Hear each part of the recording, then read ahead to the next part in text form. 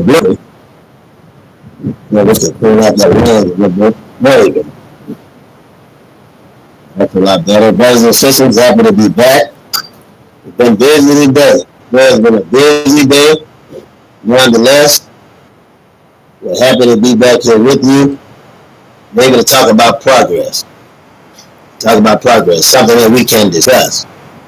You and I. We're able to have advantages. And we see what the challenge is. Now it's just a chance of us moving the challenge. I know some have probably forgotten that we're changing to 3 days a week. So I think it'll be fitting for us to wait for some to get here. We'll do our best to do that. To wait for some to get here. So that we'll be able to start and carry the teachings to a select amount of people and pray. I desire in our prayers that we can get it out to others. So they'll see the work that we're doing. And that's the question of what they must do to be saved. You and I, brothers and sisters, have a great challenge before us today, and that challenge is to put out the truth. We have a challenge today, and that is to put out the truth. Because we have so many liars and lies that are out amongst leaders when we talk about black nationalism. And I know you wonder why I talk about Minister Farrakhan so much. And the only answer I have to that is that he is the foremost leading copying. I think I'll be right in saying that. Because he's not sincere, he's a copy. Not a black nationalist leader. Not a human rights activist. He's a copying.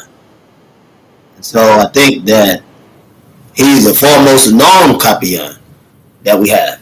And so for that reason, you're going to see in most of the analysis I give, I concentrate on him. And this shouldn't concern you really, because any serious human rights leader, any serious civil rights activist, if they're serious, they'll begin to question leadership of the past and present. Someday, someone will question me. They won't accuse me, right? We're not talking about confusion, because God is not the author of confusion. He's the author of peace. God is. The God that I serve, he's the author of peace. But the day is coming, brothers and sisters, where it will be questioned. You know, and the intentions of our work will have to be seen, and we'll have to make it plain that our intentions is righteousness, our intentions is to serve God. That should be mine and your intentions. And if this is not your intention, then brothers and sisters, you're in the wrong place. And you're in the wrong line of business, because your intention should be to serve God. Your intention should be to lead brothers and sisters to righteousness. That should be your intentions. And if you don't have those intentions, then you're failing at the mark. And you're failing to be what God has inspired you to be. And that's the reason we come on this show. We want to be about God's business. Isn't that right, brothers and sisters? We want to do what God expects.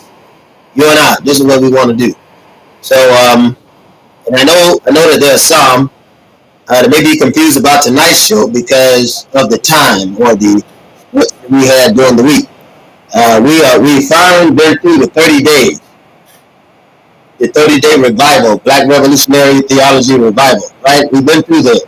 So now we're down to 3 days a week, and this right here is Mission Wednesday. Right, or rather Education Wednesday, because we have Mission Tuesday, Education Wednesday, and then after that we have prayer Friday. So we pray, right, on Fridays.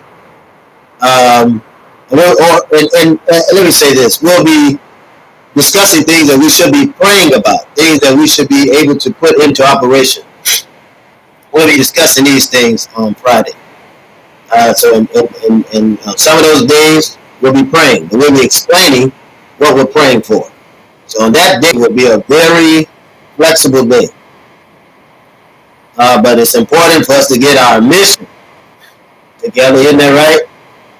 So we have Teaching Tuesday. That's right. That's what it is. Teaching Tuesday. Mission Wednesday, right? Our mission. And on Fridays we'll be talking about prayer, right? And discussing it. So it's very important. And I'm so happy, I'm glad, I'm thankful today that God has thought fit to give me something to do. Give me a desire to do something. I'm thankful that God has done it. We're still talking about these states. Now, our brother, Yatal has brought something to my attention, and perhaps it'll be something for your attention too. There's the town of Nicodemus, Kansas. It's a historical black town in Nicodemus, Kansas. We want to talk about that tonight too, because it's very, very important. Peace be unto you, Brother Bruce. Allah's blessing and peace be upon you and yours. Thank you. And everyone that will visit tonight and those that will not, peace and blessing. We bring you peace. Assalamu alaikum. We speak peace to you. And we come in peace. We don't come in confusion, brothers and sisters. We come in peace. Because we already know you and I have enough confusion in the world today. We have enough confusion, so we come in the peace of God. The peace of God which surpasses all understanding. We're coming to the table, right? On these days, we're coming to the table to see if we can put into actuality what God has given us. It is not our desire, brothers and sisters, to be concerned about what the devil has. Not our desire. Our desire is to be concerned about what God wants from us. It's our desire. Not concerned about the devil. Concerned about God today. Let's talk about liberation and freedom and salvation for our people in a time such as this. That is what God has for you and I. We have to be obedient, because obedience is better. Thank you, brother. Obedience is better than sacrifice. I'm trying to get us set up here. Obedience is better than sacrifice. So you and I, brothers and sisters, have embarked upon a time where we are able to be what God would like us to be in this time period. And I'm so happy today that you and I are able to do this. I just want you to keep in mind that God has called you out to this. Nobody's called you out to it but God. Isn't that right, brothers and sisters? And the God that is within us. Isn't that right? The God that is within us has allowed God to do a very special thing. The God that is in us. And we would be wise, right, to follow the teaching and trainings given to us by the most honorable Elijah Muhammad. Teach us and train us, right, in this period that we're in. We would be wise to follow Mr. Muhammad in the lesson and teaching that God has given him. We'll be wise to do that. I'm not going to hold you long tonight. We want to definitely discuss Nicodemus. So I won't hold you long tonight. I promise you that. I won't hold you long. But I want to talk to you about Nicodemus, Kansas. We're going to talk about Nicodemus the man, and then we're going to talk about Nicodemus, Kansas, which is attached to the man, right? The ideology of it, right? That it would be a holy town. Isn't that right? A town that would be befitting to do God's will. And Nicodemus, Kansas, brothers and sisters, is an all-black town. But those of y'all that don't know about it, we've done some work on Wikipedia concerning Nicodemus, Kansas.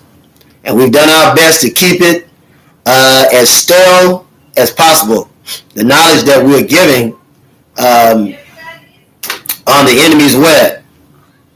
Excuse me, brothers and sisters, because you all know that once we put out knowledge that the enemy will come and try to destroy it. So we have to be wise, since our brothers and sisters are looking at the enemy's territory and things that the enemy is using. Now I want to say that first of all, the internet was created by a black man. Created by a black man. I want to say that. And also a black woman came to perfect it as she used Skylark.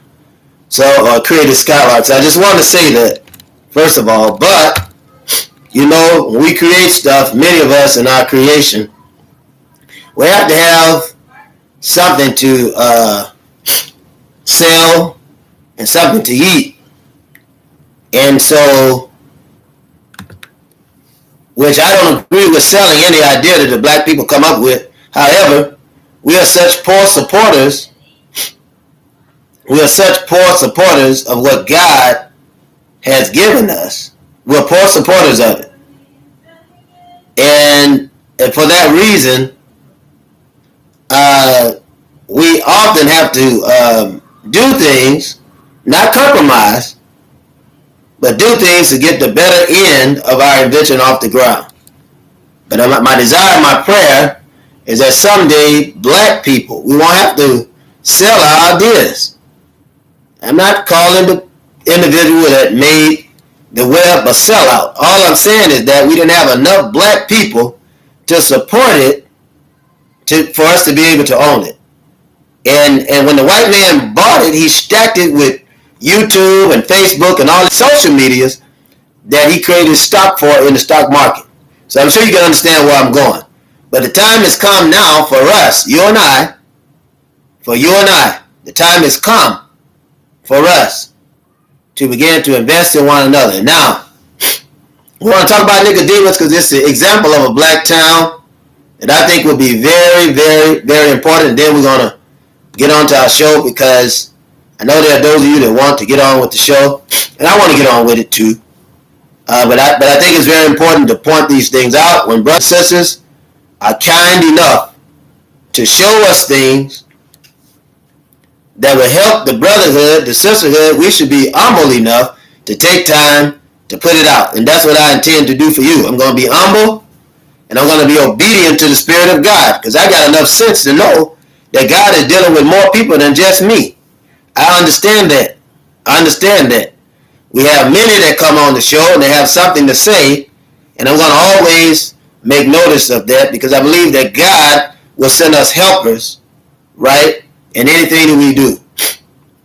And it's only a fool that believes that their word is the last word. Only a fool would believe that. So, brothers and sisters, excuse me, brothers and sisters, we're going to touch on this. Then we're going to get a chance to go farther. But I want to put, this is something that we worked on, the information, I put on information in the past. I had a chance to work in Nicodemus. In the 1990s. In the 1990s, I had a chance to work there. So I'm very thankful. Indeed, very, very thankful. And I'm going to put this information in there so you have it.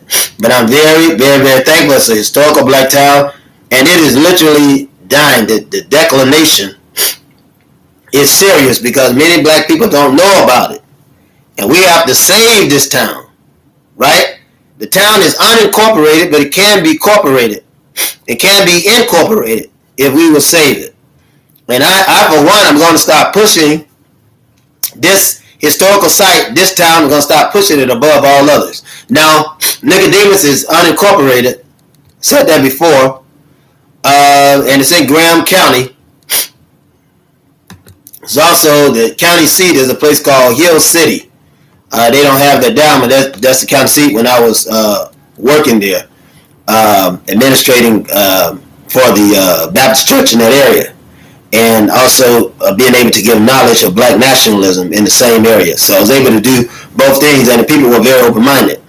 As far as the 2020 census is concerned, there's only 14 people, right, in the community. That's the population of that town. And the community was founded in 1877. So it tells you, let's see, the emancipation was 1865, right? So right after the physical shackles of slavery was taken off, then brothers and sisters went right away to name this town, and it's named for the biblical figure Nicodemus, right? And those of you that know Nicodemus, you can do the research, but this Nicodemus was a Pharisee. He was a member of the Sanhedrin. And these brothers and sisters are conscious. You know, this is the reason why I want to certainly bring it out, how it got its name. Excuse me, brothers and sisters. So Nicodemus was a Pharisee and a member of the Sanhedrin. You had the Sanhedrin Council and the Pharisaic Council. He was a member of the Sanhedrin Council, right? This is a religious council. And it's mentioned in 3 places in the Bible, in the Gospel according to St. John. So, you have Matthew, Mark, Luke, John. And he visited Jesus one night to discuss Jesus' teaching. The second time Nicodemus is mentioned, he reminds the colleagues of the Sanhedrin. And the last time that he's mentioned is when he opened his tomb in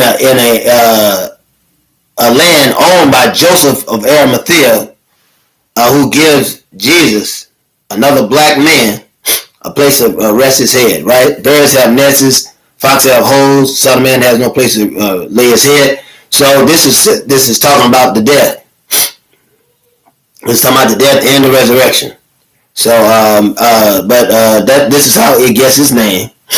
And what else can we share about it? And I want to put the link up so you have the information on it. Nicodemus is a historical site.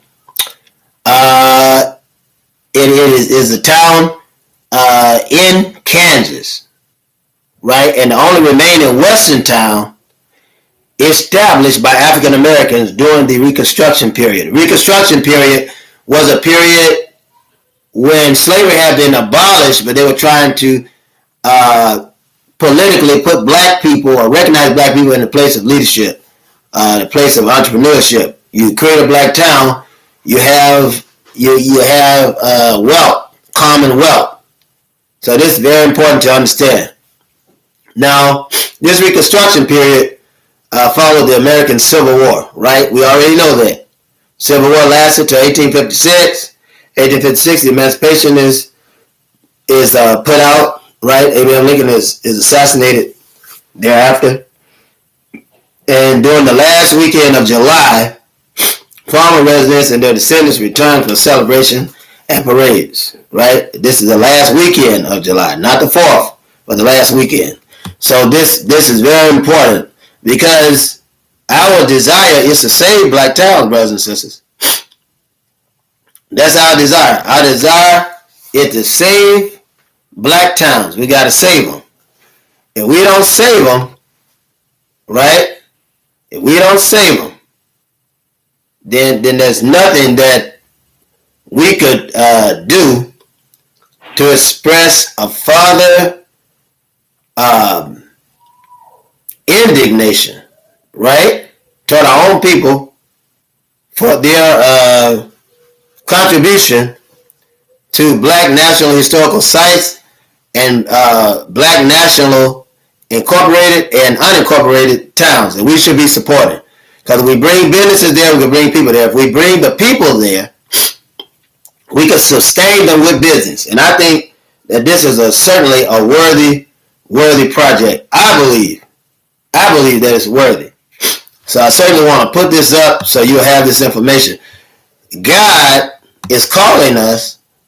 God is calling us to make a difference. And we could literally save this town from declination, from decline. You and I can do that. God has given us the power and strength to do that, brothers and sisters, if we will. So I'm going to put this in there so you will have it. Certainly put that in there so you would have it. All right. And be able to look that over. You'll be able to look it over. Brothers and sisters,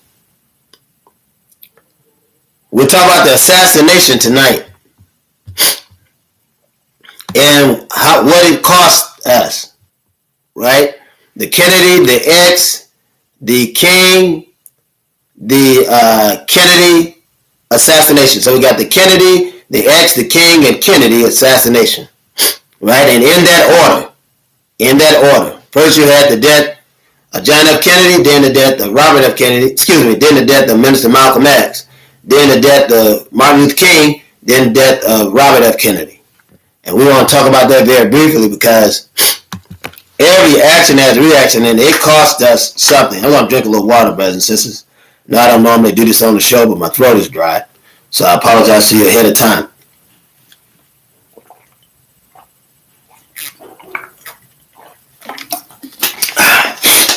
Some good water, right? Spring water.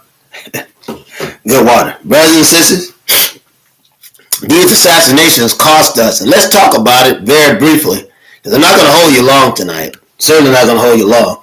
But this is very important. Because we reached an area that death is likely. And so assassinations are on the atmosphere. And you'll begin to see it. And you'll remember that I told you when you see it. You'll be calling me and say, man, you sure was right about that assassination because they're happening to us, brothers and sisters. By and large, it's beginning to happen to the leadership, the global leadership. Now, I want to make this clear.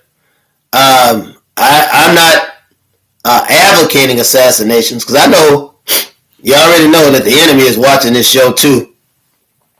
So we have to be plain. Whatever we say, we got to be plain because that old devil, he's something else, brothers and sisters, I'm telling you.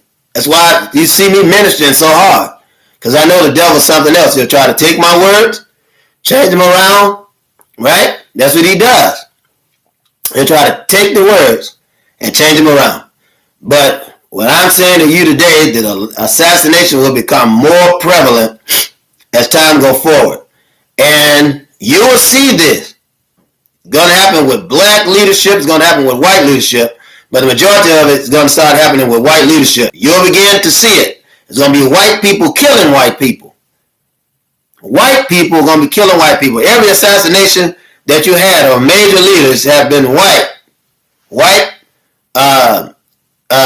assassins killing white leadership. And when I say that, and I want to say this, I don't want to offend anyone. Excuse me.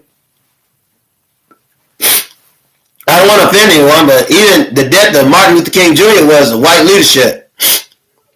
That was the death of white leadership because the whites funded Martin Luther King Jr. And this is important for us to know, that you can have a black leader that pushes white nationalism. You can have a black leader that pushes white nationalism. And all white leaders that have a stand in white nationalism are not acceptable. John F. Kennedy wasn't acceptable. Isn't that right? Let's concentrate on President John F. Kennedy. Let's concentrate on him because I want you to know he was so popular that there wasn't a black home in the 60s, 70s, and 80s, and sometimes 90s. If your grandparents lived that long, well, you didn't see pictures of John F. Kennedy on the wall. You would see John F. Kennedy, you would see Robert F. Kennedy, and you would see Martin Luther King Jr.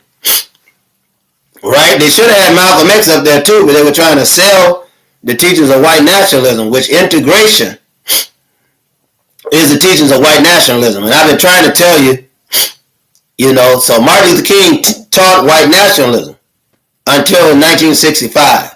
And that's after the death of John F. Kennedy. Then you see a Martin Luther King that teaches black nationalism. Right? He writes his book, Community of Chaos. But right now we're talking about John F. Kennedy. Isn't that right? So I want to give you some history on it so you will know. Now here's something strange. Here's something strange. John F. Kennedy, and I want to say this, Betty Shabazz was born May 28th, 1934, right? John F. Kennedy was born May the 29th, 1917, right? And I just thought that's something that could be pointed out. Something that could be pointed out. I was born May the 28th, same day as Sister Betty X. Shabazz, 1973. So the take is that these Geminis, I just want to explain the Gemini to you. I know a lot of people say, well, I don't believe in that. Brothers and sisters, you should be learning every day that you shouldn't count anything out. You should learn that. You should learn that. And it's never too late. Never too late to learn. Never too late to learn. But you should have an understanding of constellations as it relates to birth. You have to. You have to. And I know, I'm not trying to offend anyone. I'm not trying to offend anyone. Because the devil is a devil is a devil is a devil. But God, who's all powerful, can use Satan, right? Isn't that right? You can use the devil, right, to plot your liberation. God will do that. And they'll turn around like, I don't know why I did that. But God will do it. Now, Kennedy was killed for speaking about the liberation and equality, true liberation and equality of black people. This is very important. You have to know this. His reason wasn't necessarily to give black people what white people had, but politically, it made America look really dark, the same way it make them look today, and it caused the world to lose respect for America. So it was political, but nonetheless, it would have been destructive to the very foundation of what America stands for and how it was built. Because after all, America is a slave colony. That's what it is, right? First an unincorporated slave colony, and then an incorporated slave colony, then an institutionalized corporation for slavery and oppression. And it continues to be that today, right? When they took the shackles off of our legs and our hands, they put it on our mind, brothers and sisters, and we still, many of us, have it on our mind today. We don't think we can do anything without the help of the white man. And this is just a bad teaching and bad thinking for us. But this Gemini constellation, the astrology of Gemini, the zodiac symbol is twins. Now, I want to share a little information with you that I am a twin. I have a twin sister. So I fit the Gemini sign perfectly. Perfectly. I have a twin sister, right? We're fraternal twins. The Gemini sign is fraternal, right? They're different sets of twins. She's a girl, I'm a boy, right? Or she's a female and I'm male. The thoughts of both of those guys are certainly different. They're always clashing with one another. Isn't that right? And this is true because I experienced it in my own life. So I fit the sign of the Gemini perfectly. I want to say that. Now, I don't know what that means, but I know it's in alignment with holiness. I do know that. And the Gemini is Latin for twins. That's all it means. That's all it means. And the third astrological sign of the zodiac, right? The third astrological sign, right? Out of two came one. We'll talk about that later. Under the tripartical or the tropical, you get either one, sign, the sun transit the sun between May the 28th and May the 21st and June the 21st. This is important for you to know. Under the sidereal zodiac sign. When you say sidereal, what do we mean? When we say sidereal or sidereal. Some people use the term sidereal. The sidereal tropical signs are merely two different definitions of the year, right? Applied to what they call a sidereal solar calendar, right? This is the tropical solar calendar, brothers and sisters, right? In astrology, they refer to two different systems, right? Right? Two different systems. That's important. You got an ecliptic system, right? Or ecliptic coordinates, right? That's used, and we're talking about astrology, to divide the ecliptic into 12 zodiac signs or 12 different signs with the constellations. Each sign, brothers and sisters, is divided into 30 degrees, right? Making a total of 360 degrees, right? So that's a little bit of history of astrology, right, and the history of how they come up with these signs, right, because they're studying it in a circular motion. Well, under the sidereal, right, transit, let's just say that under the sidereal transit, sidereal zodiac, or sidereal calendar, whatever you want to say, the sun transit a sign from June the 16th to July 16th. Gemini is represented by the twins, right, Castor and Pollux. Now, a lot of people don't know what Castor and Pollux is. Castor and Pollux are twin half-brothers, right, in Greek and Roman mythology, known together as the Dioscuri. Now, this is still explaining Geminis of different nature, or twins of different nature. You have the Romans, right? And you have the Greeks. So you had one who was a Trojan, right? And one was a beast. You had the wolves, right? That were raising these two boys, Rom and Romulus, or Romulus and Remus, right? So Castor is almost the same way. You have two twins, Castor and Pollux, are half brothers in Greek and Roman mythology, known as the Dioscuri. And so you can study that in your own time, but it's a positive, mutable sign. This is it is the only human sign on the constellation.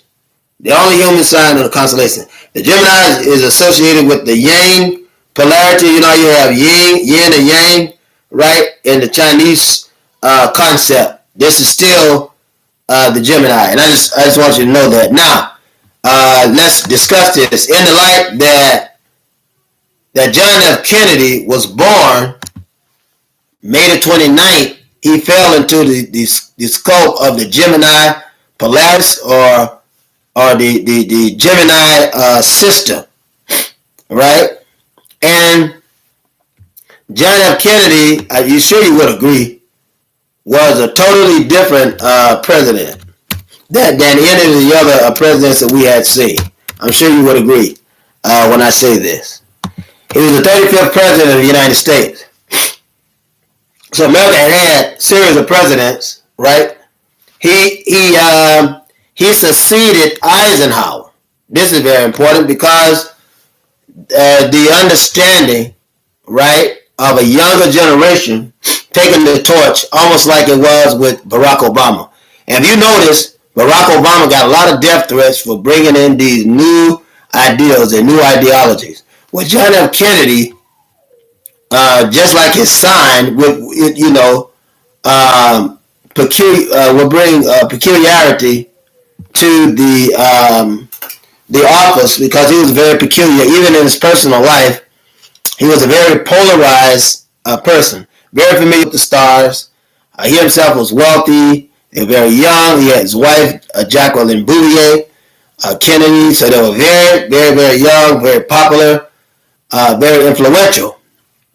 John F. Kennedy also had a reach into several of the most polarized stars of his time, such as Frank Sinatra, Dean Martin, Peter Lawford, and Sammy Davis Jr., who were the Rat Pack, who were very famous in their own right, and they were the it crowd of their day.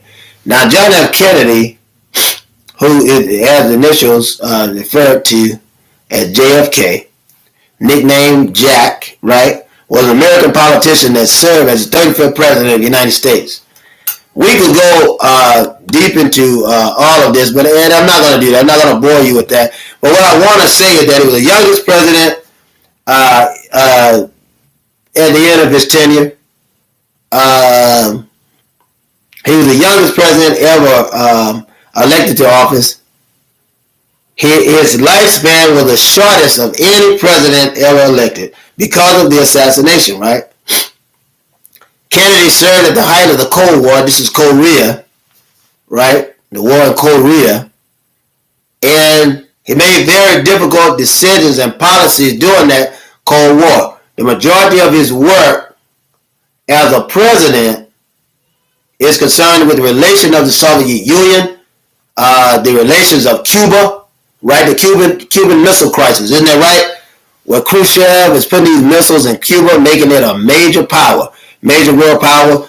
Cuba is also a very political state. Kennedy and their invasion of Cuba, they failed horribly in the Operation Orsak, which is Cuba spelled backwards. He was a Democrat. He represented the state of Massachusetts as a senator, both houses, the U.S. Congress prior to his presidency. It's important to note Kennedy was a veteran, had been also a veteran war hero. However much of that was political to mention, I'm sure all of it was. But the important thing is that he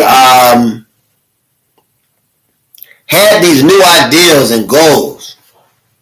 He recognized, had a heavy recognition of black people. It troubled him for the sake of America. Not that he was concerned about black people, but it troubled him for the sake of America, that black people would turn on the television, they're being bit by dogs. We turn on the television, they're being shot, being hung in trees. They're being burned while they're being hung in trees. All of this type of stuff. They're being shot, they're being blown up and all of this. And he really didn't think this was a good look for America. So they were concerned, Kennedy was concerned about giving America a cosmetic makeover. This is where all this stuff starts. Where you begin to put these black people in office and all of that, start letting them serve. Well, you had it earlier in the Reconstruction period, but during the Kennedy, Nixon term for president, they really made black people a real political issue, a current political issue. It had not been that current or that political as an issue since the time of A. Philip Randolph, and prior to that, since the time of the Emancipation Proclamation, right? Where black people are supposed to, are said to be free. So there are tensions among his cabinet about these communist states. I told you before, they deployed to Cuba. This was a failure. This was a failure. In the Cuban Missile Crisis, and you can study this, but this, you see how you see Vladimir Putin, he talks about America. So I talk about how they're treating the black people and all that stuff. Well, Khrushchev, right? Roman Khrushchev, President Khrushchev of the same place, Russia, was doing the very same thing. Talk about America. He said, look how you treat your black people. Look how you treat all of them. So they had to become very clever, right? So Kennedy presided over the establishment of the Peace Corps. They would go around the places and do work, but there also was eyes. They also organized so that people could keep eyes on certain other countries, right? Right. You got to know that. You go into another country and you're from a country, you're doing just more than visiting on vacation. You have countries on their heels when you come to visit, especially if they haven't marked you as friendly. You have countries and companies that are foreign that are on their heels. So Kennedy presided over the Peace Corps and Alliance for Progress. Now, you know what the Peace Corps is, right? And I'm saying all of this because they give you a chance to see where we're going. We have to build a foundation for the assassination. The Peace Corps is an independent agency and program in the United States government that trains and deploys, listen to the term, trains and deploys to provide international developmental assistance. International, being controlled by America, Western global power structure. It was established in March 1961 by the executive orders of John F. Kennedy. And you know the Alliance for Progress. The Alliance for Progress was initiated by John F. Kennedy on March the 13th, 1961, I believe, and was aimed at establishing economic cooperation between the U.S. and Latin America, right? Governor Luis Munoz, right? Marion of Puerto Rico, right, was a close advisor of the Latin American affairs. Now, understand this. Anytime America has an organization that is involved with other countries, these countries become satellites for America. Now, with that being said, if you know anything about government, right, the American government, that it don't waste any time or space or people. If you look at, what is it? If you look at Ukraine, I want you to look at Ukraine. Ukraine is in Russia. America has an involvement, and there's so many American businesses in Ukraine. And that's just something to try on for size. So when Vladimir Putin is in Russia, right? I'm just giving you some examples. And he says, hey, I'm going to take Ukraine back and I'm going to make it an entire Russian state. I'll make Russia an entire country, a free state, a free country.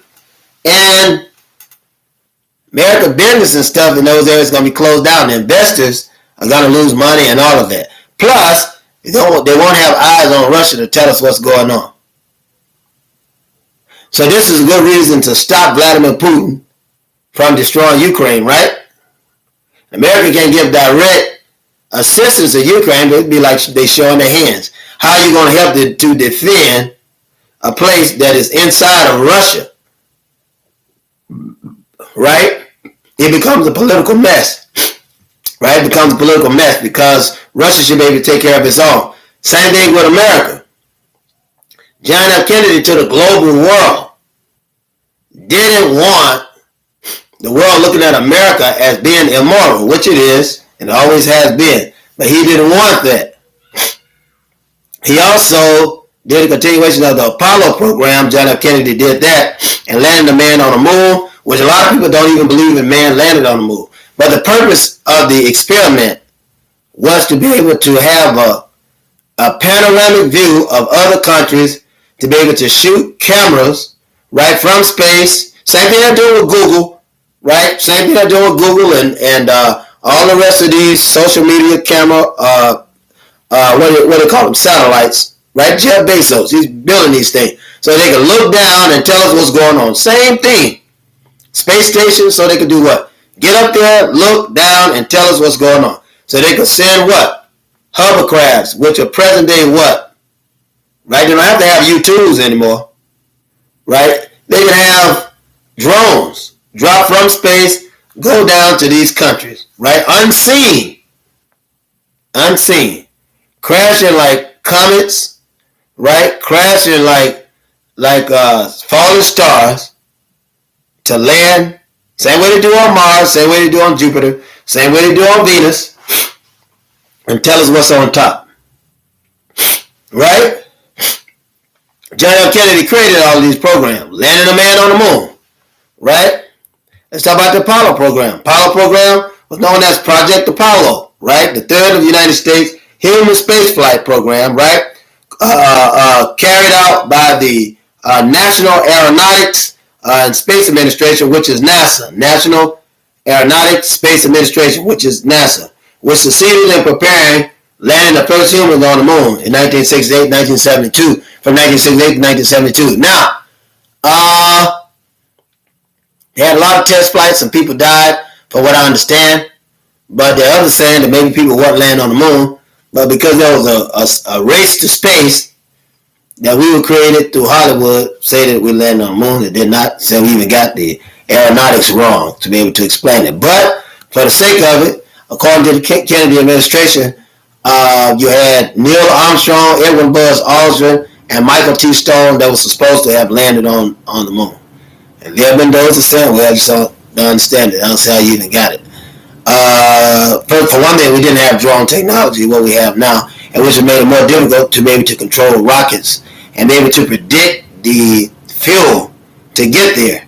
But there's just, again, it's another talk with different stages of fuel to help get there, and then have some more fuel to take off and come all the way back. We would have to have a trajectory, be able to come into Earth's orbit with the unburnable metal, right?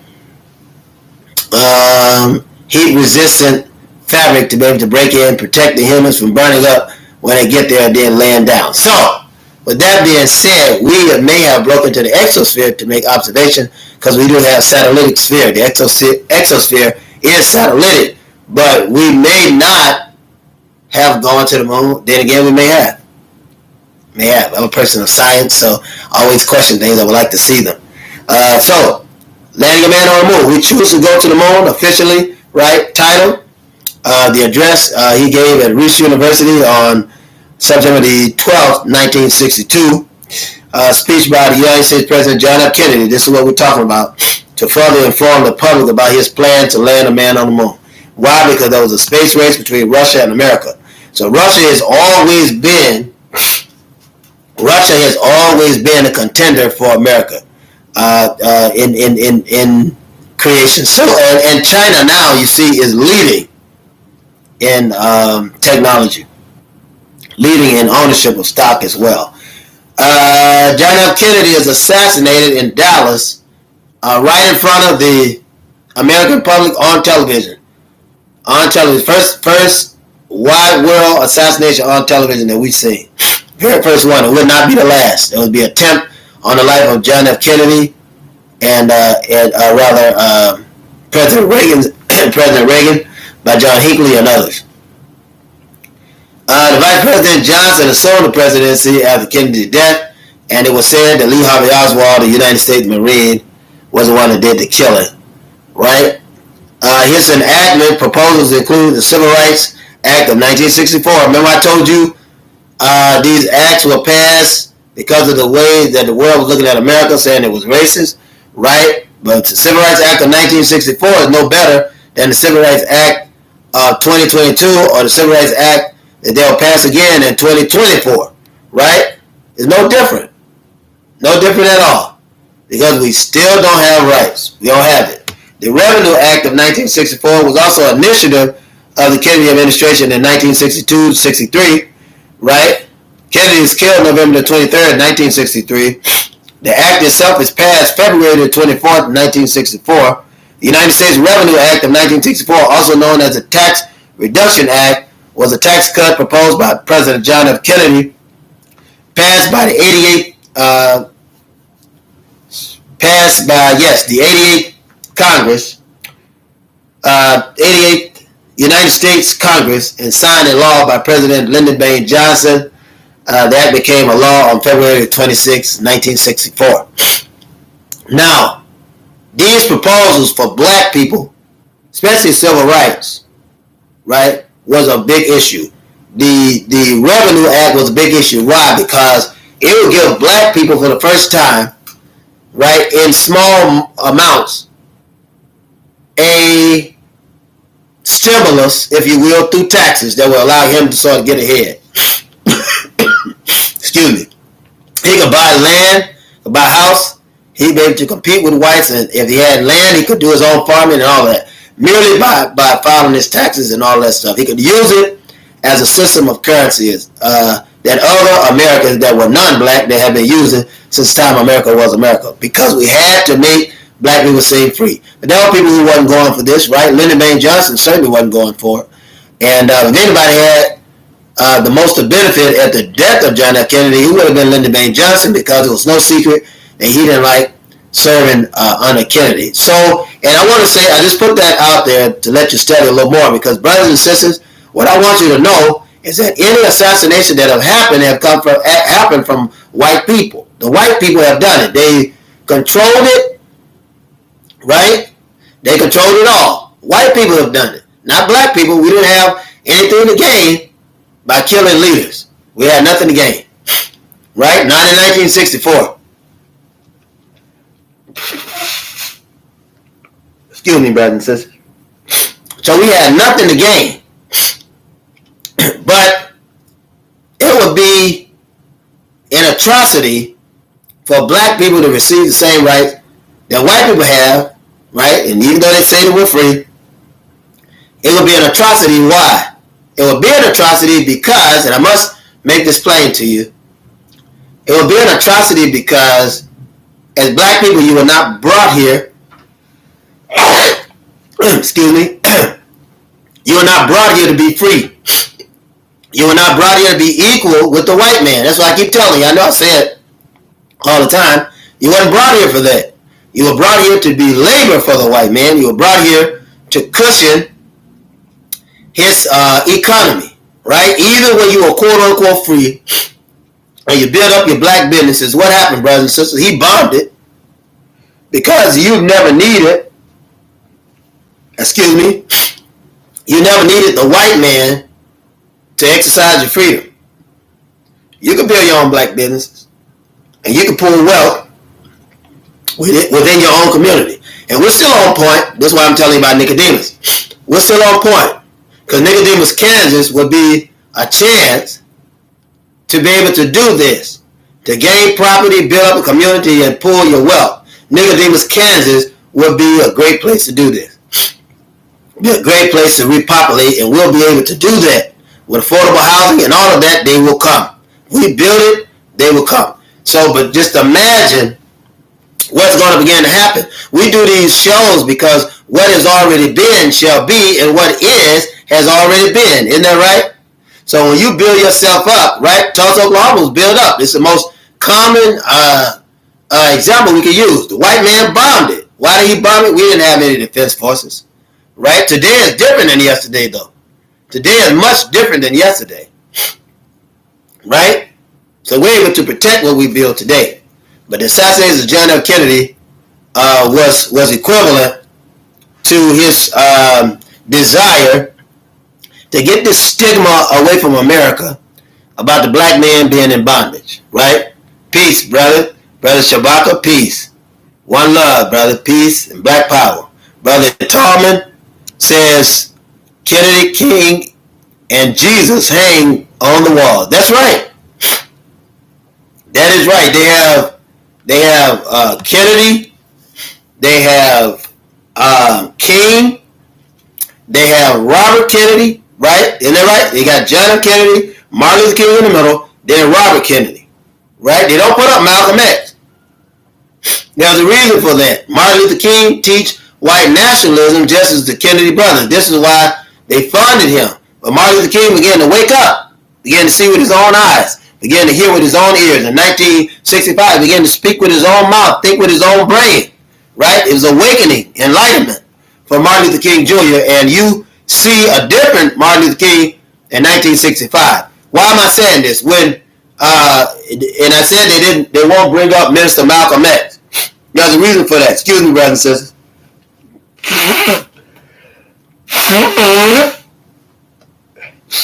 That's right. The brother's blowing his nose right on camera. But brothers and sisters, there's a reason for that. They don't bring in Malcolm X because Malcolm X fought for black nationalism. He wasn't fighting for white nationalism. He was fighting for black nationalism because he knew that American democracy was nothing more than hypocrisy. He called Kennedy a trickster. Isn't that right? He didn't trust John F. Kennedy. He didn't trust him. So when he talked about Kennedy, he talked about him as a politician, and which he was. You have to understand that one of the greatest politicians that we've ever seen in our lives. One of the greatest that we've ever seen. Malcolm X is assassinated as a scapegoat that the government had to get rid of because he was bringing out all of this knowledge. He was bringing out the knowledge. But everything rests on John F. Kennedy. Right? Because he said, we're free. He's bringing out other things. He's not consumed with this nationalistic perspective of white people. He's not consumed by that. He appeals Americans to have faith and go into this education and technology. While at the same time, the undertone was still pushing white supremacy. He wasn't going to get rid of it. He was never going to get rid of it. What did John Brown tell you? He said, don't trust them. Right? Brothers and sisters, you know we have the books. Now you know I'm going to push these books. You know I'm going to push these books. Right? You got to push these books. We have the books in the link. So if you push the link that's pinned to the very top, you'll be able to get the books.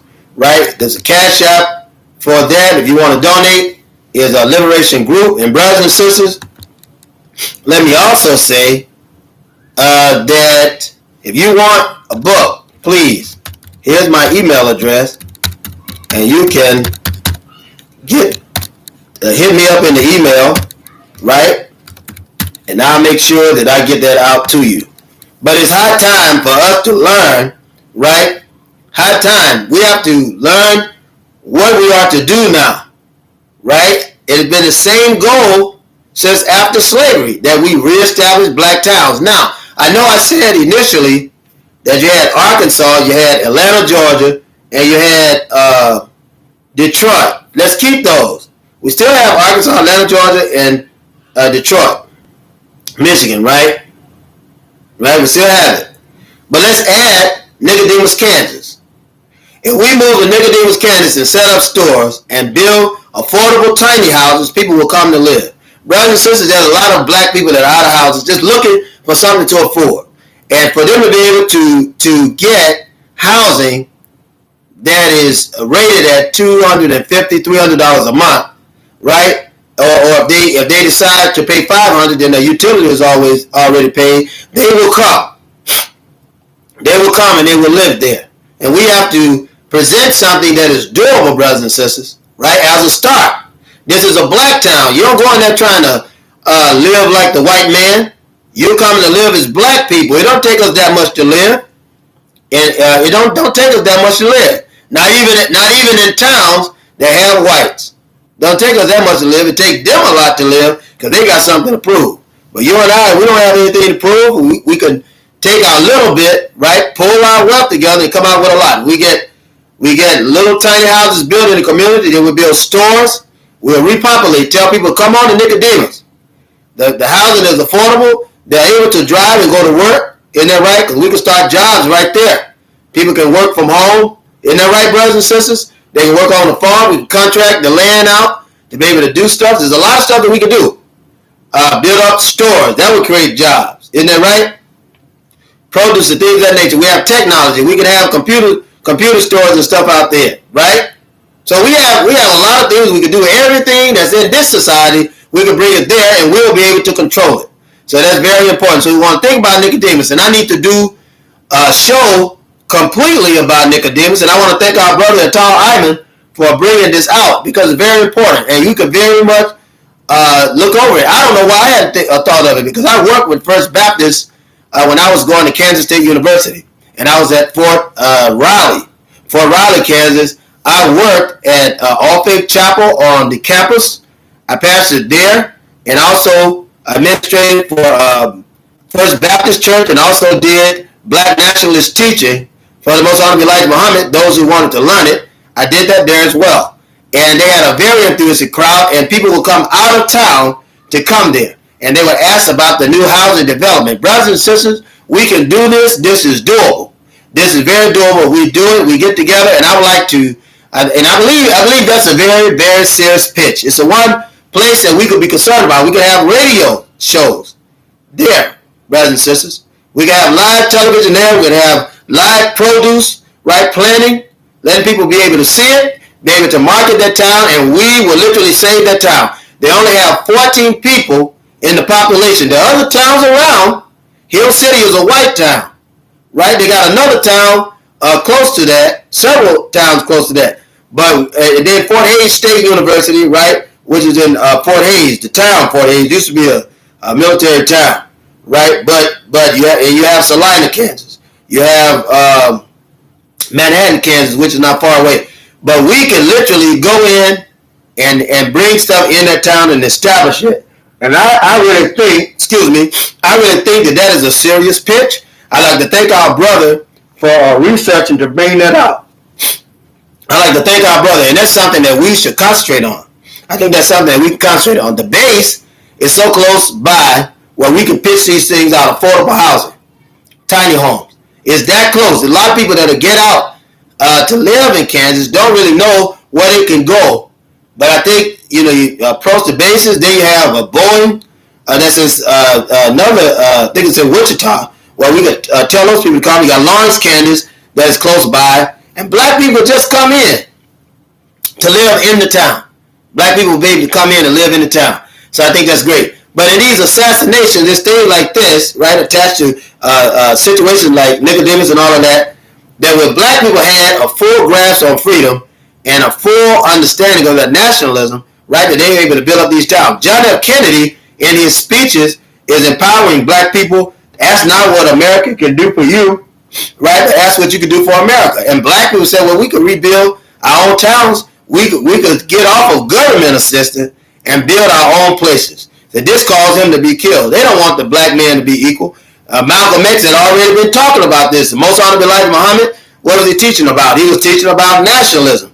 He was teaching about doing something for yourself, do for self mentality.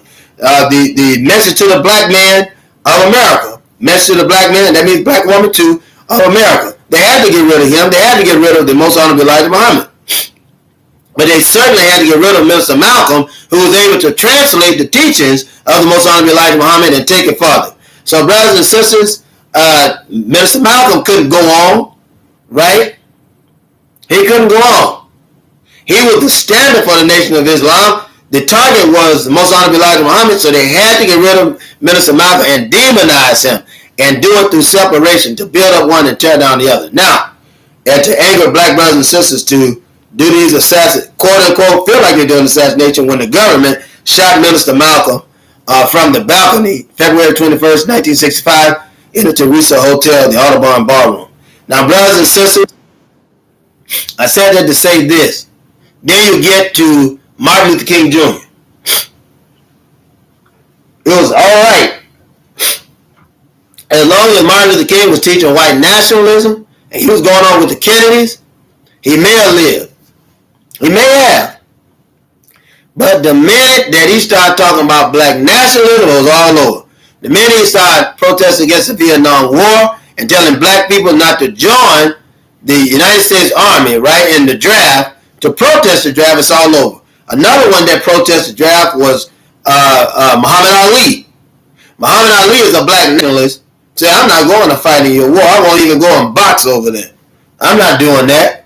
He said the Viet Cong hasn't did anything to me. He tell America, you my poser when I want freedom. You my poser when I want justice, right? Not opposer, but poser. Because he was in touch with his masculine black enemy. He wouldn't go beyond to do that. But Muhammad Ali has made an example, right? There are threats to his person, threats to his family. He could take it on in the faith. Mr. Malcolm is killed. He's assassinated, right? For the same mentality, same thought. And then we move to Martin Luther King Jr., who's speaking black nationalism, opposed the Vietnam War. Don't join in.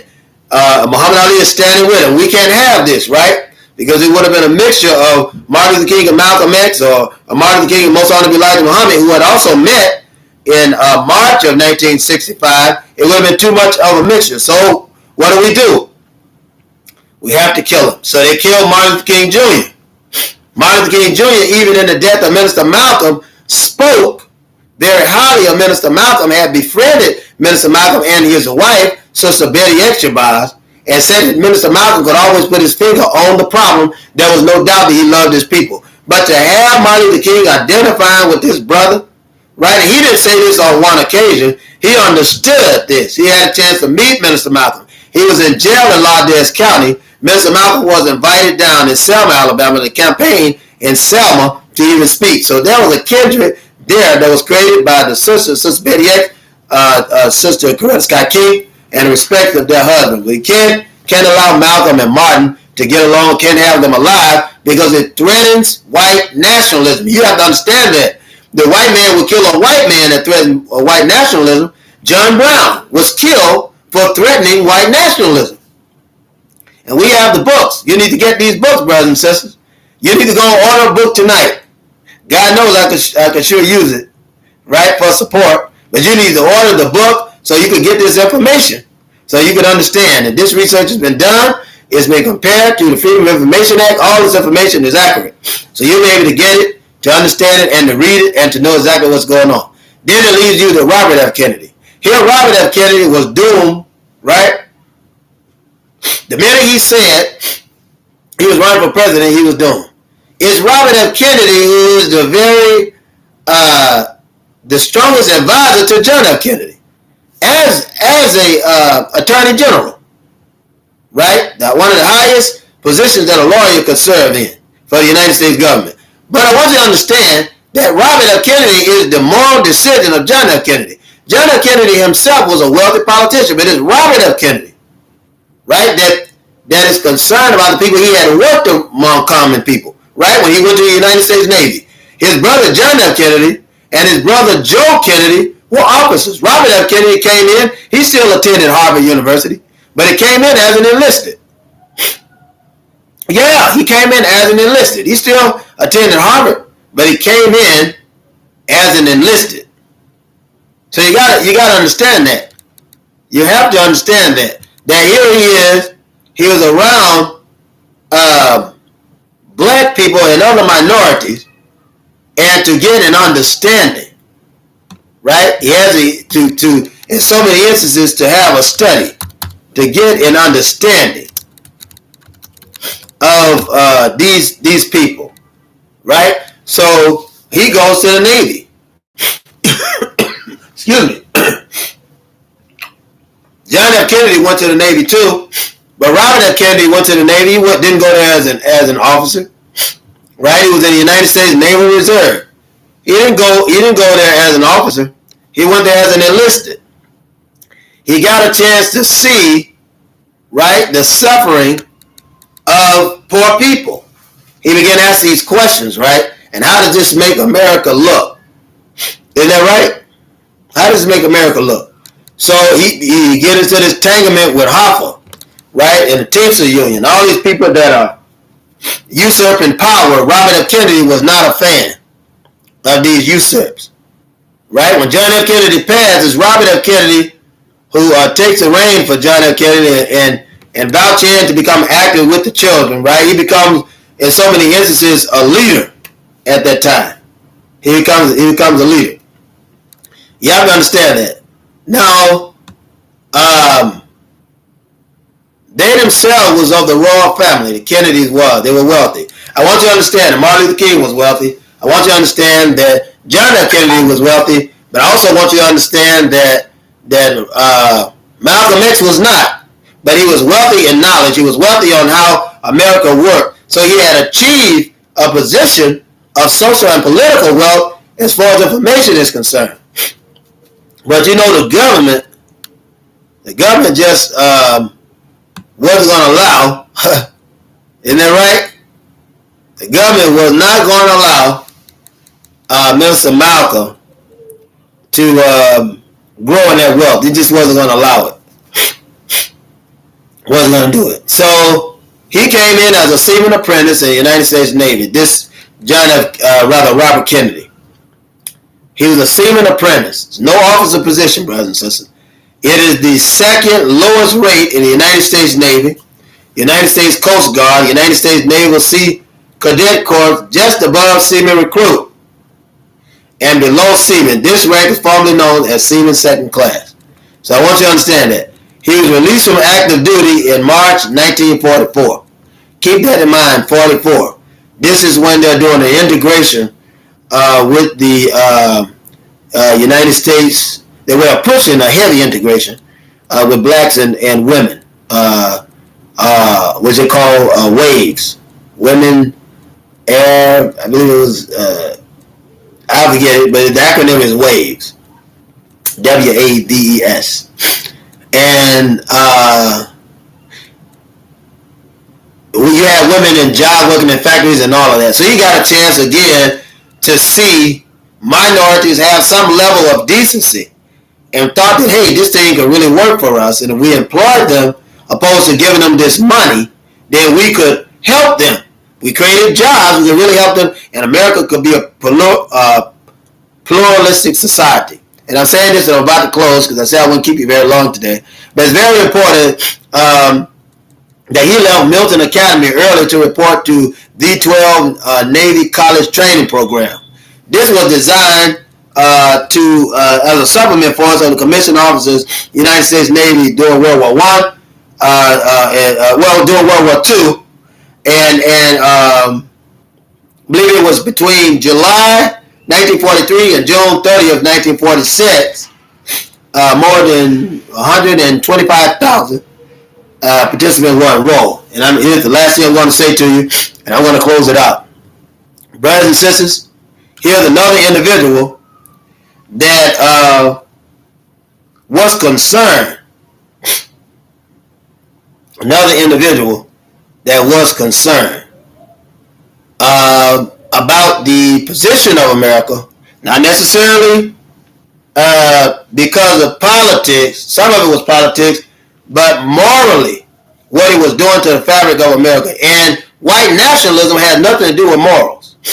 So here you have somebody almost like John Brown, who is welcoming challenge to the current administration, right, of that day, and their outlook on equality for the black man, not as a second-class citizen, but as a first-class citizen.